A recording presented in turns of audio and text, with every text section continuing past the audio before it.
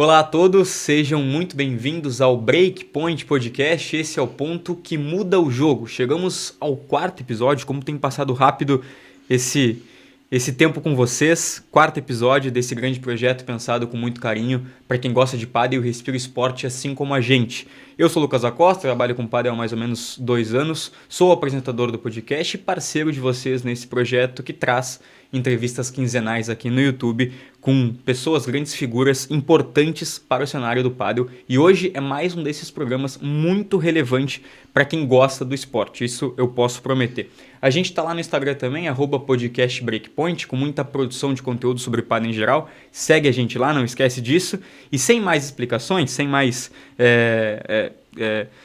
apresentações, a gente vai para o nosso bate-papo. Como já disse, o Breakpoint ele tem o objetivo de trazer pessoas importantes, figuras relevantes para o pádel nacional, para o pádel internacional. E hoje não é diferente. Presidente da Confederação Brasileira de Pádel, vice-presidente da Federação Internacional do Pádel e do Pádel América, Eduardo Langer. Eduardo, muito obrigado por aceitar o convite, estar aqui com a gente no Breakpoint. Como eu disse, pessoas importantes, a gente tem esse objetivo e hoje é mais um desses episódios. E vai ser um prazer trocar ideia sobre pádel, um dos esportes que mais cresce no mundo, e tu passando muito conhecimento para nós, com certeza. Obrigado pelo convite. Eu só retifico um pouco porque eu acho que a importância está na função, no cargo, não na pessoa propriamente dita, porque eu acho que o exercício da presidência da confederação ou da vice-presidência da Federação Internacional é importante, é relevante, porque coloca o Brasil no centro do poder decisório institucional do esporte. Aí eu vejo uma relevância enorme. Perfeito. Mas, com certeza, quem ocupava esse cargo antes e quem vai ocupar depois vão continuar nessa linha e o que demonstra claramente que a importância está na função que exerce, não na pessoa. Eduardo, eu queria começar bem pelo começo mesmo, assim, e trazendo um contexto só antes da primeira pergunta. Eu acho que um dos desafios, um dos maiores desafios assim, de quem trabalha com pádel e quem trabalha no geral, e na narração eu sinto isso um pouco também, que é conversar com tantos públicos diferentes que consomem o pádel. Porque a gente passa desde aquela pessoa que recém está entrando no esporte, que é o de paraquedas aqui, está entendendo o que é o pádel, e a gente também conversa com um profissional que está nos acompanhando. E por experiência própria, conversando com algumas pessoas, muitas não têm o conhecimento, e vamos dizer que tem uma instituição que faz gestão e administra o pádel no Brasil, que é a Cobrapa. E aproveitando que eu tenho o presidente da Cobrapa aqui, eu queria que tu, com as tuas palavras, conversasse com esse tipo de pessoa, com esse tipo de público agora, e respondesse o que é a Cobrapa, com as tuas palavras, o que é a Cobrapa e quais são as principais funções que a Cobrapa faz no cenário do pádel brasileiro. Eu digo as principais, porque a gente sabe que é muita coisa. Então, com as tuas palavras, o que é a Confederação Brasileira de Pádel e quais são as principais funções que a Cobrapa realiza para o pádel brasileiro? Na verdade, a Cobrapa, a Confederação Brasileira de Pádel, ela tem por missão institucional, estatutária, trabalhar pelo desenvolvimento organizado do esporte no país, né? Então, ela tem a gestão do ranking nacional, ela tem a gestão da organização das etapas do brasileiro, ela tem a missão de estimular o surgimento das federações estaduais, porque isso não deixa de ser uma extensão do braço dela dentro desse aspecto institucional e de desenvolvimento organizado, né? Então, essa é a missão, que durante muito tempo ela ficou reservada aos estados do Sul, pela proximidade de Argentina, de Uruguai, que foi onde o pádel entrou no país. Nasceu, né? E hoje, por sorte, né, ela começa a desenvolver também no Sudeste, no Centro-Oeste e no Nordeste do país.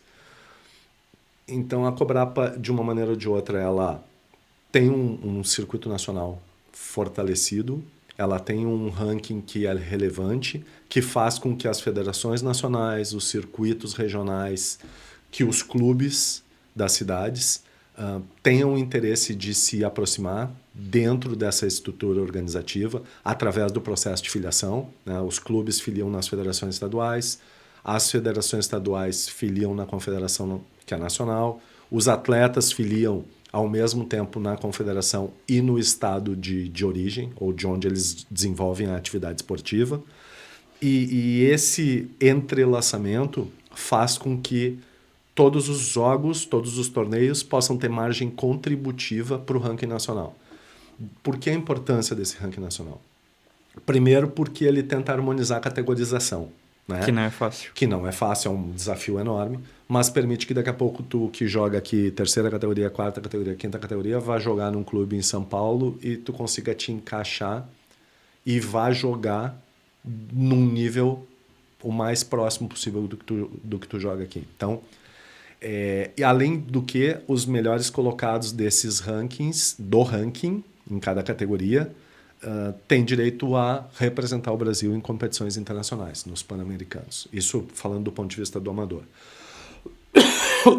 Do ponto de vista do profissional e dos menores, a gente faz aqui torneios dentro do circuito FIP. Isso permite que eles tenham um ranqueamento mundial e que com isso possam participar de campeonatos de maior relevo dentro do circuito profissional e também de menores. Então, digamos assim, a relevância da confederação está aí, em resumo. Né? É o desenvolvimento organizado do esporte dentro de todo o território nacional, ainda que nos falte avançar por alguns estados, mas que sem deixar de lado a conexão disso com a realidade internacional do esporte, através do circuito FIP Tour, do circuito de menores e também da conexão com os demais países da América. Né? A Padel América é a instituição que organiza os torneios e desenvolve o Padel a nível americano, né? América do Sul, Central e do Norte. Então, a gente está envolvido, está conectado com todos esses sistemas e essa é uma das missões da Confederação. Eduardo, dentro de todo esse contexto, 2026 é teu último ano de gestão e eu fiz essa pergunta para o Felipe Furguete quando ele passou aqui, depois que ele tinha saído da presidência do Brasil Padel Tour, e eu acho que encaixa muito bem nesse contexto também, que eu queria que tu fizesse um balanço positivo e negativo do que foi esses anos de gestão, porque a gente sabe que tem muitas ideias que funcionam, tem muitas ideias que foram implementadas por ti, por tua diretoria, por toda uma equipe que faz o trabalho na Cobrapa, e também tem ideias que às vezes não dão certo ou não deram tempo de ser colocadas em prática. E até eu queria que tu fizesse esse balanço positivo do que deu muito certo, do que foi pensar na tua gestão e que foi colocado em prática, e de alguma ideia que pensamos, mas não conseguimos colocar em prática ou não vai dar tempo de ser colocado em prática. Vamos lá. Os pontos de dificuldade, né? Porque negativo e positivo é um pouco maniqueísta, assim. Tudo pode se transformar em experiência, Sim. Então depende de como tu percebe cada um dos eventos. Mas a gente teve muito ponto de dificuldade de gestão operacional interna, administrativa. Foi muito difícil, por exemplo, conseguir pegar pessoas que estavam dispostas a ajudar, que não fosse para ajudar na operação de um torneio. Isso todo mundo quer. Isso dá a impressão de que...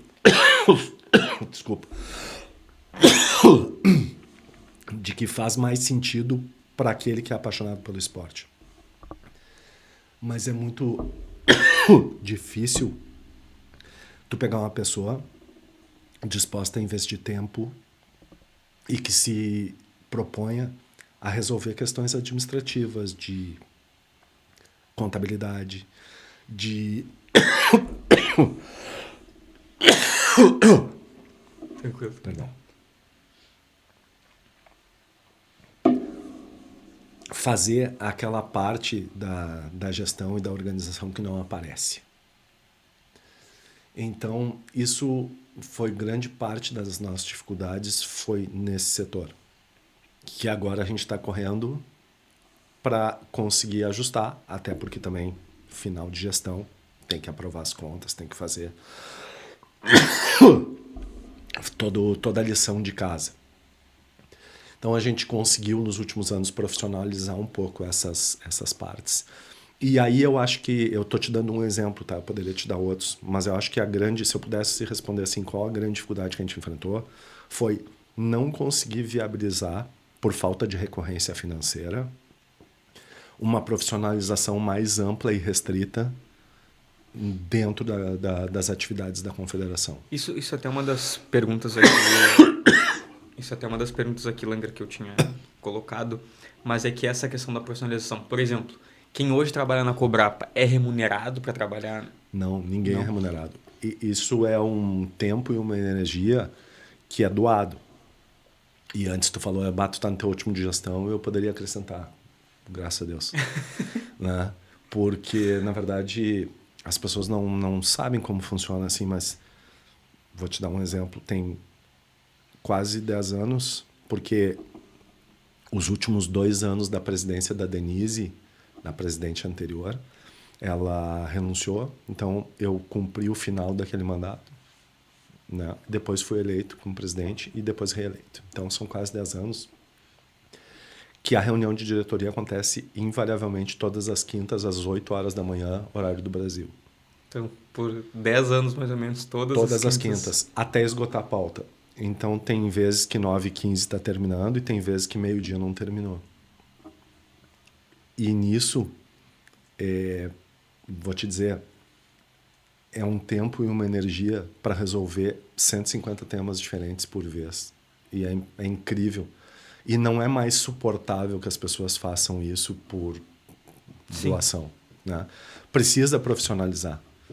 Precisa. É possível que num futuro próximo, inclusive, precisa remunerar diretores e, eventualmente, até o futuro presidente. Precisa. Porque, efetivamente, tu tira tempo e energia do restante da tua vida. E tem um limite para isso. Né? Não dá para ser assim. Isso é fomentar o amadorismo, na verdade. O pádel está num momento especial que a gente não pode desperdiçar. E a gente só vai conseguir tirar o melhor proveito disso se forem profissionais envolvidos. Eu não digo que tenha que ser uma pessoa fora do meio, que tenha uma especialidade em gestão esportiva, que vai vir tocar o pádel, mas que aí não tenha as peculiaridades e a imersão no esporte como um todo. Não, dá para conciliar, mas talvez tenha que profissionalizar alguém que já domine isso para que ele possa dar foco e direção exclusivamente para isso.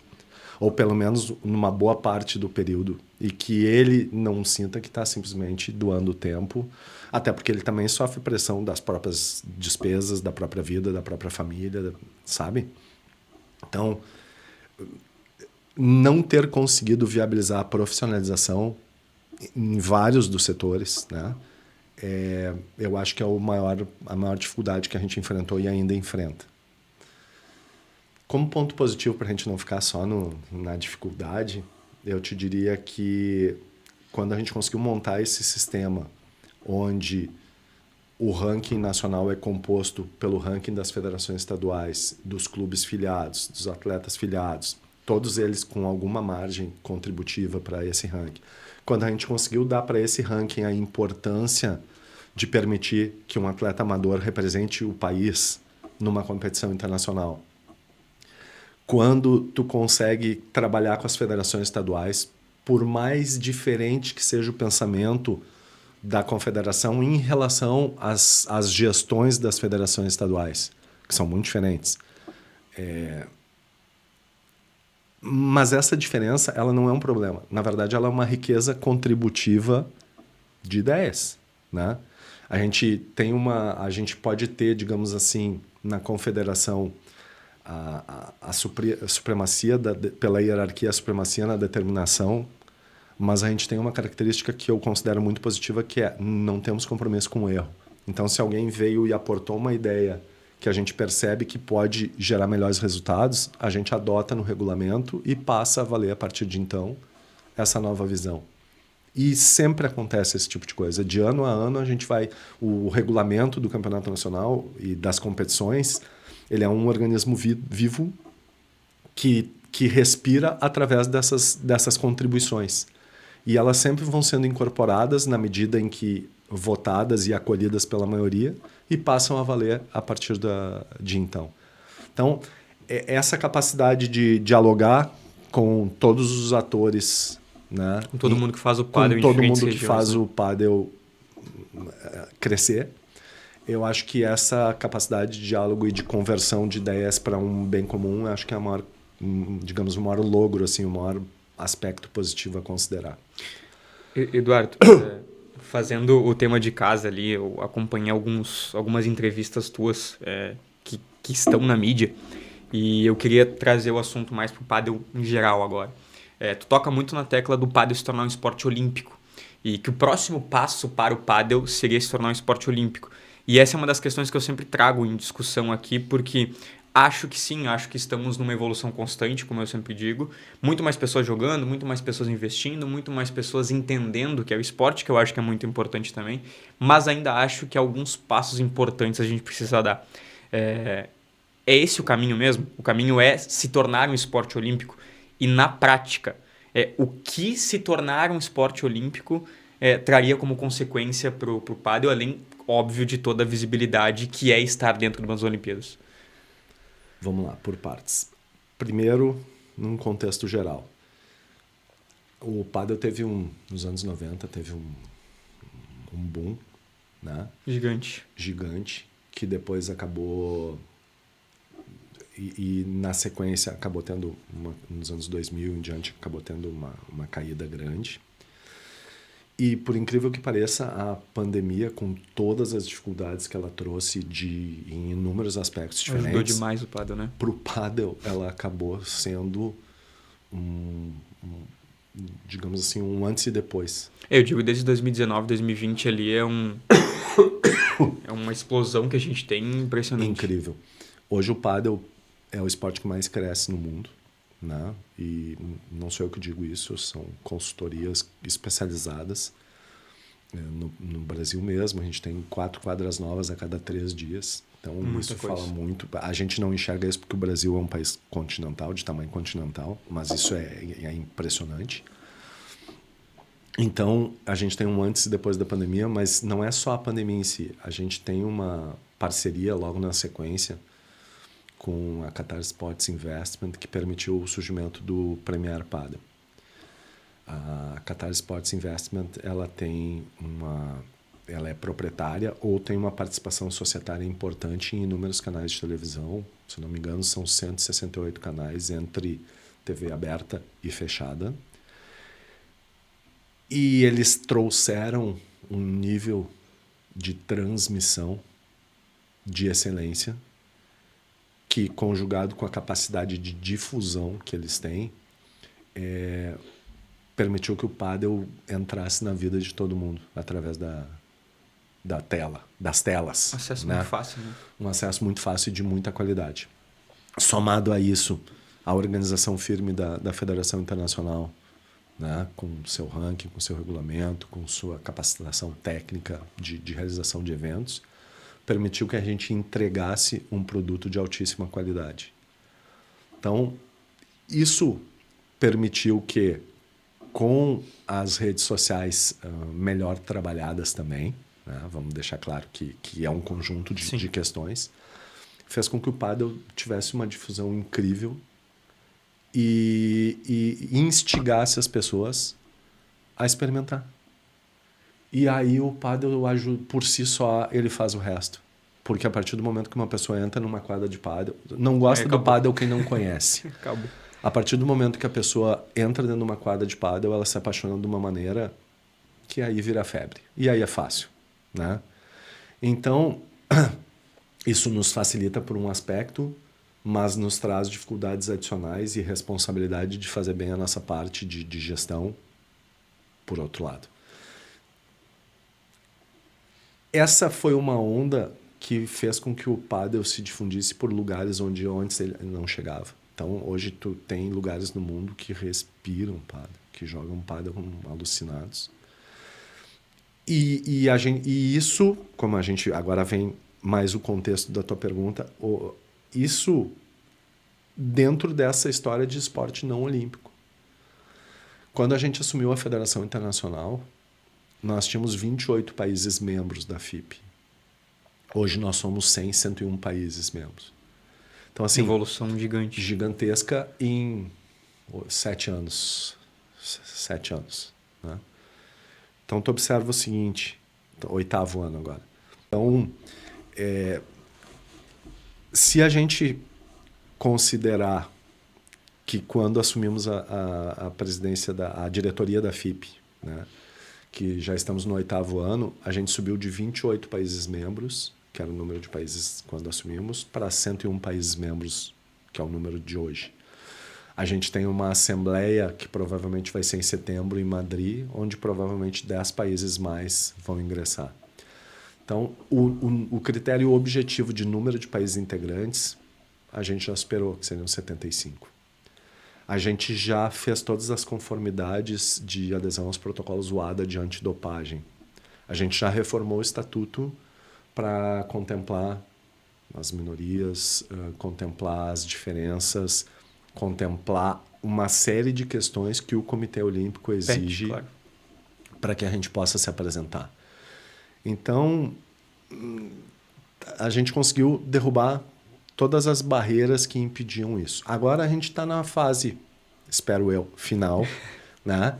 Que ela é mais política, a gente sofre algumas ingerências. A ITF gostaria muito de bloquear porque ela se encantaria por administrar as licenças de pádel pelo mundo.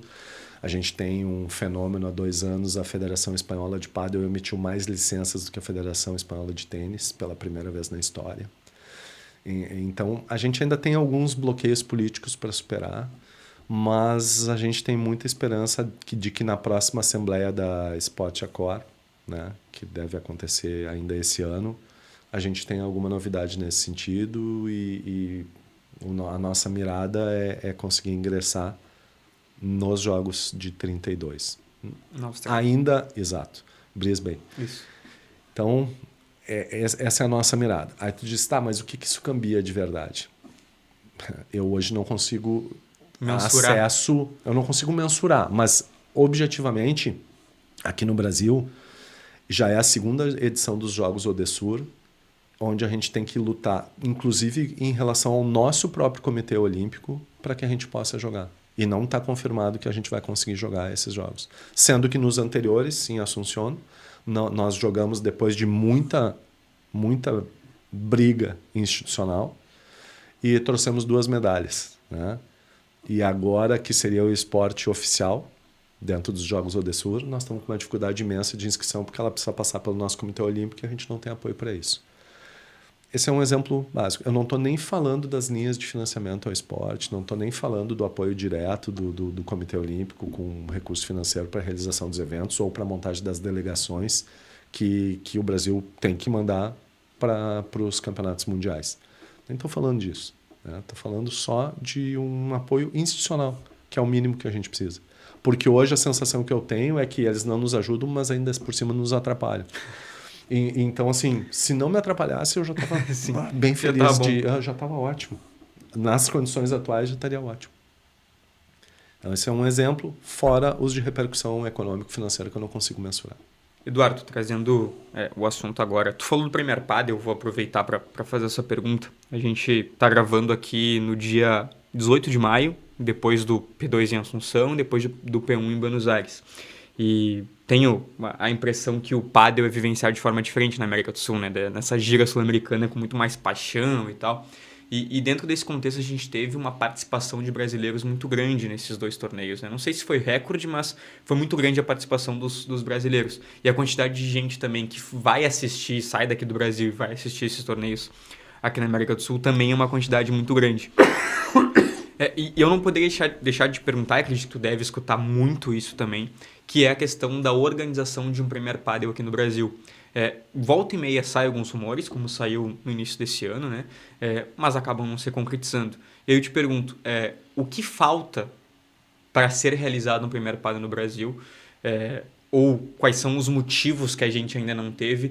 Por toda uma questão de representatividade, como tu já comentou, que o Brasil, vou dar um exemplo, o Brasil é o 3º país no ranking FIP ali com atletas, né? O Bergamini e o Campagnolo são, depois de espanhóis e argentinos, a gente tem o Brasil. Pablo Lima com alguns anos de número 1, uma representatividade muito grande. Mas ainda a gente não teve o Premier Padel, que seria a cereja do bolo no país. E aí eu te pergunto, os motivos, talvez o porquê, se tem alguma explicação para isso? Ele não foi realizado anteriormente por um motivo muito simples. Um P1 custa entre 2.200 e 2,5 milhões de euros. É dinheiro. Né? Então, estamos falando aí num câmbio de hoje de 15 milhões de Sim. reais aproximadamente. Né? Vamos pensar no valor mais alto, porque se tiver surpresa, que seja para baixo. Né? Tem gente que acha que é viável fazer com 1.800.000, 1.900.000, mas eu, sinceramente, conhecendo assim um pouco das planilhas, é difícil. Ano passado se ensaiou conseguir fechar para realizar já esse ano, né? Acabou por 2 ou 3 razões diferentes não sendo possível viabilizar naquele momento. Mas a gente deu em 2 oportunidades já em São Paulo para visitar lugares, para fazer avaliação técnica, e quero acreditar que em seguida a gente vai ter uma surpresa positiva nesse tópico, digamos assim. Calendário para futuro médio, longo prazo? Não curto. Curto? Perfeito, perfeito. Então, é um assunto que o pessoal gosta bastante de perguntar, né? Tem Sim. muita ansiedade por conta disso, Claro, mas... a gente também gostaria muito de fazer, mas isso tem que ser feito de Sim. maneira responsável, e porque, como tu bem disse, a torcida aqui tem um viés de paixão muito mais... Mas é uma notícia boa, é uma notícia boa que a gente tem. uma notícia boa, realista, mas Sim, boa. perfeito. Né? Isso aqui não dá para... Eduardo, a gente, aliado a isso, eu acho, né? A gente falou aqui dessa evolução do pádel no país, e é uma evolução constante, é muito grande, mais cidades, mais estados brasileiros têm encontrado o pádel. Tu falou ali que são 3, 4 quadras construídas em pouquíssimo tempo. Mas eu acho que um dos grandes desafios também é chegar em todos os lugares do Brasil, né? Acho que até um dos objetivos do Padel e da Cobrapa fazer isso daí. Mas aí eu te pergunto, porque eu não tenho essa resposta, e eu também queria entender como fazer isso. Porque é muito difícil. Claro, a gente tem uma paixão muito grande aqui na região sul, a gente vai crescendo ao longo dos anos, meses, para outros estados, mas como chegar nesses estados, como chegar mais para cima? Se tem algum plano de crescimento da Cobrapa para isso? Sabe que uma das barreiras que a gente enfrenta, sem dúvida nenhuma, é o custo, né? Então, semana passada a gente participou de uma reunião no Ministério do Desenvolvimento, Indústria e Comércio, justamente para tentar trabalhar a questão do imposto de importação. Por que isso? Porque a gente precisa conseguir trazer raquete, bolinha, quadra, com um custo mais baixo, mais acessível para permitir essa difusão. Porque senão o pádel vai continuar sendo jogado e visto como um esporte de classe média, média alta. E isso não nos convém do ponto de vista do desenvolvimento, né? Esse é o primeiro ponto.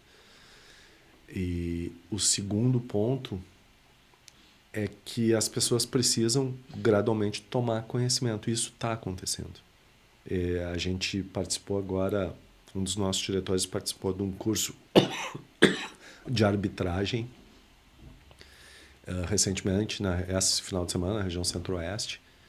E ali ele recebeu uma série de notícias a respeito de outros grupos que estão se formando para tentar viabilizar federações estaduais em estados onde hoje a gente não tem representação, Pernambuco, por exemplo, Mato Grosso, né? A gente já tem Mato Grosso do Sul, mas ainda não tem no Mato Grosso. E tomamos conhecimento que tem um circuito amador acontecendo, por exemplo, no Ceará, que já reúne um número de duplas expressivas, e que a gente, então, de uma maneira ou de outra, tenta ajudar que eles se organizem enquanto federação, né? Tu tem que descobrir se eles têm quadras, têm clubes, têm atletas, ou seja, está tudo ali. A gente só precisa organizar. Então eu acho que isso vai acontecer naturalmente pelo poder do pádel de se fazer apaixonar, né? Mas também passa por essas outras questões, né? O custo ainda é elevado, a gente ainda não tem uma massa de gente jogando, justamente porque a gente não consegue, do ponto de vista econômico, viabilizar esse alcance. Eu acho que foi essa semana que passou, eu recebi uma mensagem de uma pessoa de Aracaju me perguntando sobre como eu vi o pádel, como eu vi essa evolução do pádel. e me pediu algumas explicações aí de como funcionava e tal. E eu expliquei e essa pessoa ele ficou encantado com o jeito que a gente fala sobre pádel. Aham. E eu falei, cara, a gente tem aqui, eu sou de Santana do Livramento e moro em Santa Maria. Santana do Livramento é uma cidade que respira pádel, Santa Maria respira muito pádel também. Também. Falei, cara, somando as duas cidades, eu vou te dizer que a gente tem mais de 50 quadras. E aí ele ficou encantado com isso também. Então, se a gente conseguir trazer, não vou dizer metade, porque metade ainda é muito, mas um pouquinho dessa, tu disse a paixão, né? Como a gente se apaixona pelo padre, que o padre é uma cachaça realmente. E realmente, se conseguir levar para os outros estados, eu acho que é um dos caminhos, né? Esses tempos eu estava conversando com o presidente da Federação Catarinense e ele me disse que num raio de 30 quilômetros, que é entre Itajaí e Porto Belo, se eu não me engano, ele até o final do ano vai chegar em 100 quadras aproximadamente. Nós estamos falando de um espaço de 30 quilômetros, né? Isso é impressionante. E aí vem uma preocupação que é pra gente, né? E isso é uma conversa que eu tenho internamente, da gente conseguir uma parceria com uma Fundação Getúlio Vargas, por exemplo, uma pós em gestão de clubes esportivos para que esses clubes permaneçam. Para que não seja um processo rápido, né? Para que não seja só aquela ideia de investidor que quer ver um retorno rápido, que senão ele vai ali e faz uma permuta imobiliária que para o terreno Sim. faz muito mais sentido econômico para ele. Então, nos preocupa, nos encanta num primeiro olhar e em seguida já vem a preocupação de como dar sustentação para que esses clubes permaneçam, para que as pessoas, né, consigam jogar e, sobretudo, a gente consiga utilizar esses clubes também como apoio, como suporte para essa difusão, sobretudo alcançar. A gente vê alguns clubes fazendo um trabalho muito interessante. Camaquã é um exemplo.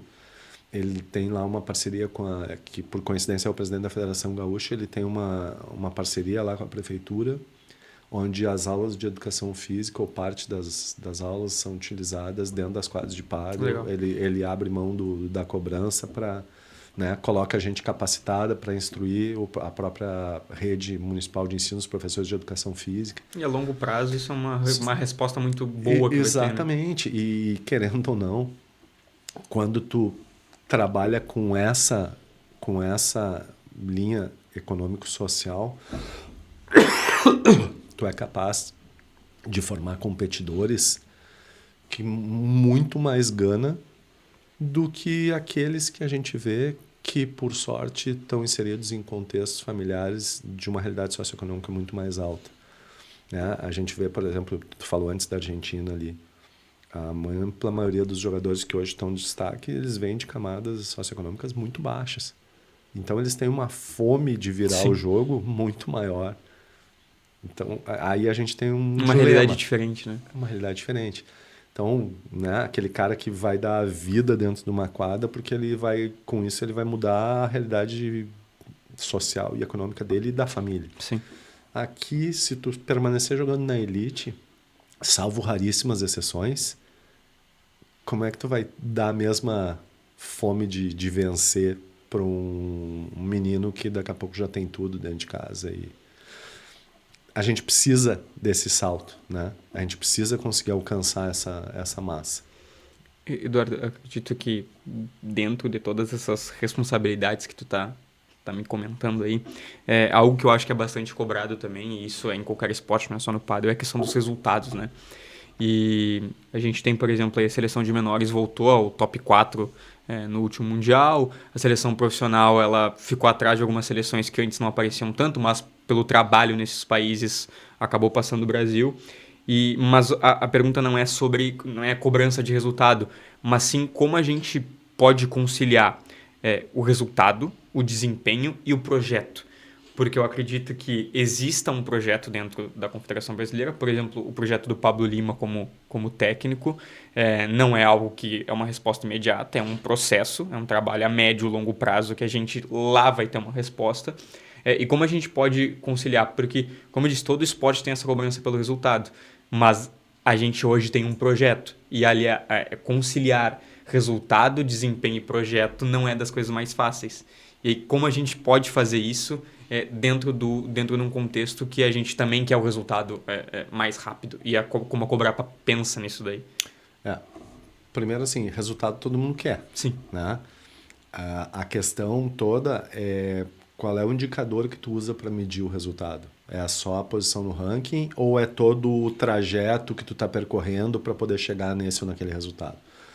A gente muitas vezes escuta críticas dizendo como o Brasil caiu no ranking, o Brasil isso... Tá, mas espera aí.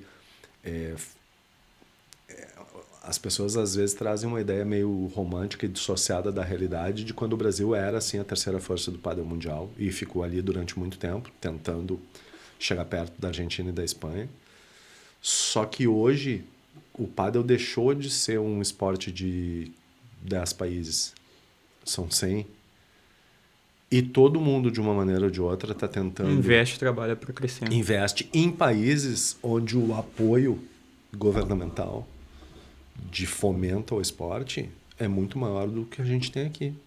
A nossa realidade é de apoio zero. Nem mesmo o Bolsa Atleta, que em alguns momentos nós tivemos os nossos atletas tiveram acesso há anos atrás, nem mesmo o Bolsa Atleta hoje nos permite chegar.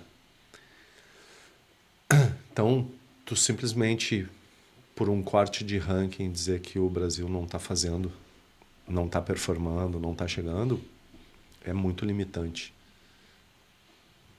Eu prefiro acreditar no dia a dia, eu prefiro te dar outros números, como por exemplo, o número, se tu olhar os quadros dos torneios de menores hoje, Sim. Eles são infinitamente maiores. A gente já teve torneios de menores com quadros superiores a 100 duplas, 120, 140 duplas, né?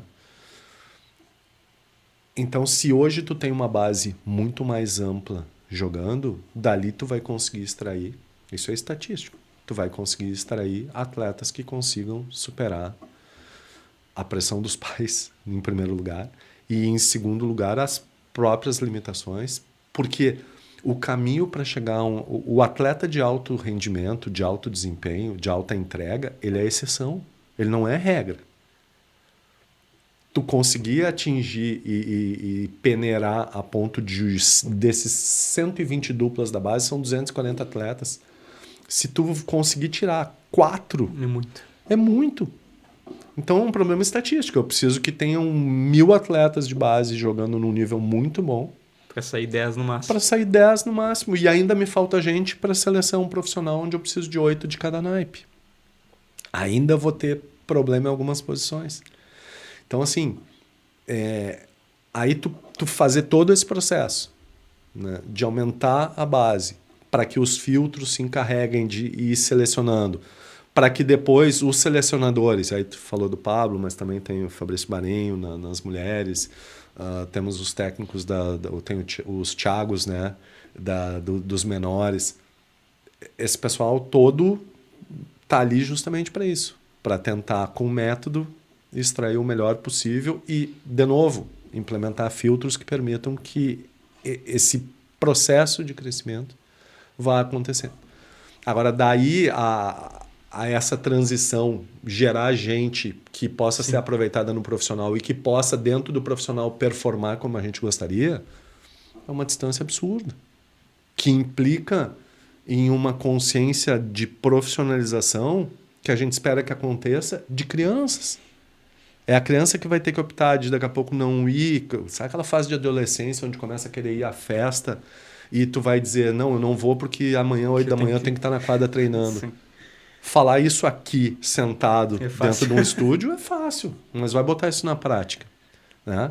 Então, claro, hoje a gente tem aí algumas referências, né? O próprio Lima, que está vivendo no Brasil depois que parou de jogar profissionalmente e está fazendo um trabalho... Claro que precisa dar tempo para isso acontecer, inclusive para ele, né? Porque afinal de contas tem 2 ou 3 anos que ele parou de jogar e que começou esse trabalho de formação, né? E uma coisa é tu ter passado por tudo o que ele passou. Sim. Outra é tu conseguir transformar isso em coisas que tu possa transmitir e fazer acontecer. Então ele também está nesse processo. E que bom que está, e que bom que hoje empresta parte dessa capacidade, condição para o pessoal que está ali no entorno dele e que alguns acabam sendo convocados, mas precisamos de mais, né? E como é esse mais? É mais tempo, é ter calma, é ter tranquilidade. Hoje a gente traz para o Brasil torneios do circuito FIP, tanto no profissional quanto nos menores.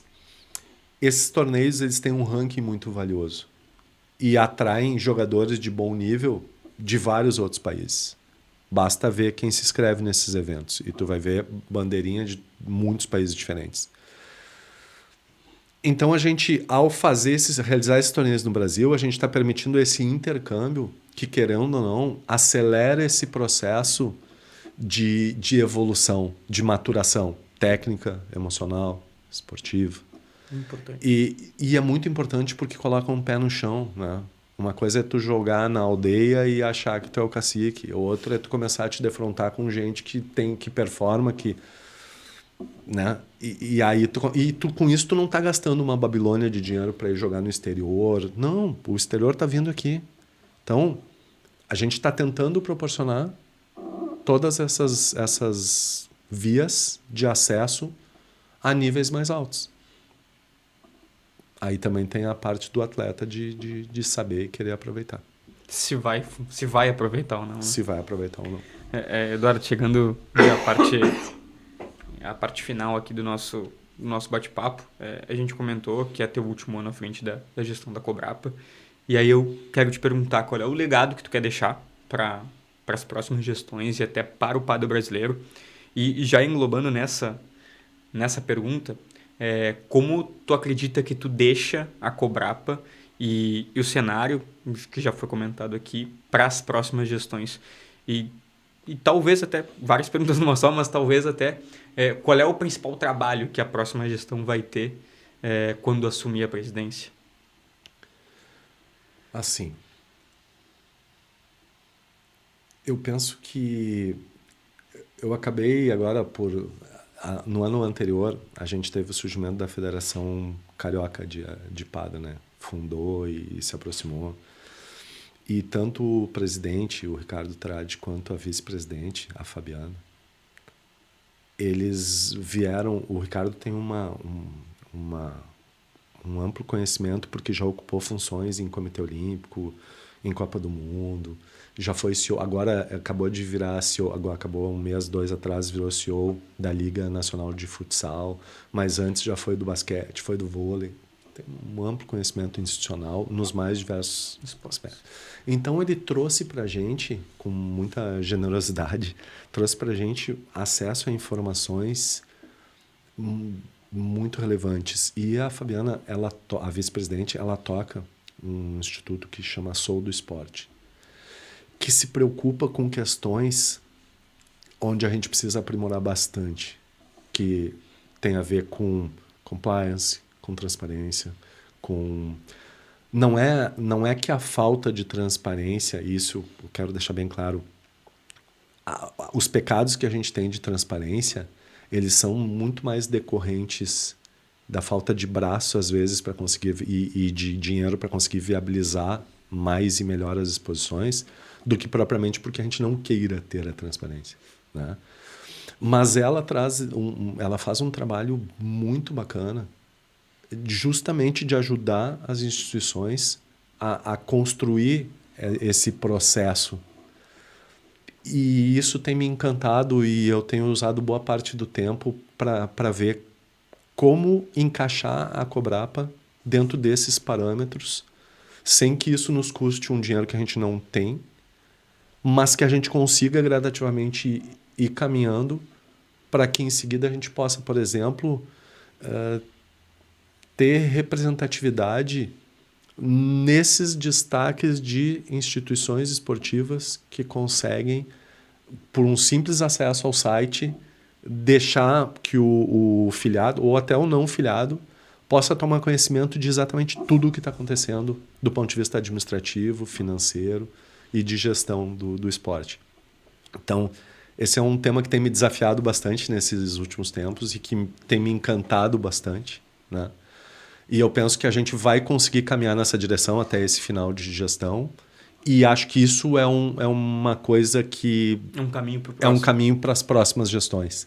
E é um caminho inafastável, assim, tem que acontecer, né? Senão a gente vai perder oportunidades por não estar conseguindo acompanhar nesse nível o crescimento do esporte como um todo, mundo afora. Então, esse é o primeiro ponto, né? O legado, vamos lá. A gente fez um trabalho, além do pádel ter crescido uma barbaridade, mas isso a gente não pode atribuir só ao nosso trabalho. Sim. A gente teve alguns acertos, como eu falei antes, essa questão do ranking único, dessa conversa com as federações, da consciência de saber que uma federação, a soma da força das federações faz uma confederação mais forte. Essas consciências institucionais me parecem um bom legado. A gente conseguiu avançar com coisas, a gente está terminando de implantar agora o Tribunal de Ética e Disciplina, né? Ou seja, é o tribunal que vai cuidar das questões éticas e disciplinares do esporte no país. A gente conseguiu botar em prática um conselho fiscal mais operante, coisas que antes estavam previstas no estatuto, mas que não saíam do papel. Sabe, tem uma série de coisas que foram expandindo no aspecto de gestão, de respeito ao estatuto. Agora nós vamos passar por uma reforma de estatuto também. Tudo para destravar as possibilidades da próxima gestão, seja ela qual for, né? São elementos que a gente vai fazer e que está fazendo por consciência de que o esporte precisa crescer e para ele crescer ele precisa estar melhor organizado. E sem esses passos básicos, se tu não aprender a caminhar, tu não vai sair correndo. Esse é quase uma lógica cruel, mas ela é real, né? Então é isso. A gente está tentando fazer da melhor forma possível a lição de casa, consciente de que tem muito para melhorar, mas que isso precisa ser valorizado e colocado no eixo produtivo, porque isso, somado ao aspecto esportivo, técnico esportivo, é o que consegue representar melhor o papel da Confederação de organização e desenvolvimento do esporte no país como um todo. Eu acho que no contexto todo, assim, no contexto geral, que nem tu está dizendo, Eduardo, eu acho que a questão da organização do pádel, acho que é um dos caminhos, né? Como já foi feito boa parte dessa organização pela tua gestão e tem que seguir sendo organizado. Eu acho que é um dos pontos do bate-papo aqui, dando um resumo, é essa questão organizacional, profissionalização de equipe, de estados, de tudo. Eu acho que pegando um resumo de tudo que a gente conversou, eu acho que é um dos caminhos, né? Organização e profissionalização. É o caminho, né? Porque sem ele... Se alguém disser hoje que está aportando via patrocínio um dinheiro importante na federação... se tu não tiver uma base estruturada, organizada, se tu não souber o quanto disso tu vai pegar e vai botar nos menores e por quê, e o que vai fazer com isso, se tu não souber quanto tu vai botar nos amadores e o porquê, e o que vai fazer com isso, nos profissionais, sabe? Ou seja, se tu não tiver a organização, se tu não tiver o planejamento, se tu não tiver depois as métricas para identificar o que tu conseguiu executar na gestão e o que não foi executado, por que não foi executado, ou seja... passa por uma profissionalização, passa por não tem outra forma, né? Se a gente não der esse salto qualitativo, a gente não vai conseguir fazer a coisa acontecer da maneira que a gente gostaria, como apaixonado pelo esporte. É que na parte da gestão, ser apaixonado não é suficiente. Sim. Né? Ele é suficiente daqui a pouco para te engajar, para te fazer doar um tempo, mas tu não sustenta esse processo a médio nem a longo prazo. Só se tu gostar do esporte. Gostar é fácil. Verdade. Eduardo, eu quero te agradecer pelo bate-papo, por participar do Breakpoint.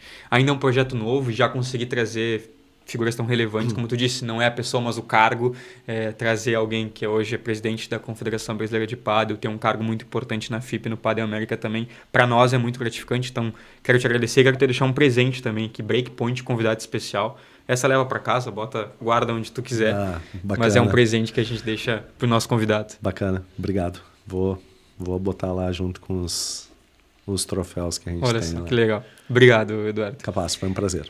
Então é isso, pessoal. A gente fica por aqui. Mais um episódio do Breakpoint Podcast. É o 4º episódio. A gente ainda está caminhando, mas caminhando muito bem. É um projeto pensado com muito carinho para quem gosta do esporte, e respira o pádel assim como a gente. Se inscreve no canal, curte, comenta, compartilha, manda esse vídeo para quem quer saber de informações sobre o pádel, cobrar para a Premier Pádel, tudo. Foi um bate-papo muito importante. Não se esquece de seguir a gente lá no Instagram também, @podcastbreakpoint, que tem muita produção de conteúdo muito legal sobre o pádel em geral. Então, por hoje é isso. A gente fica por aqui. Até o próximo episódio. Até!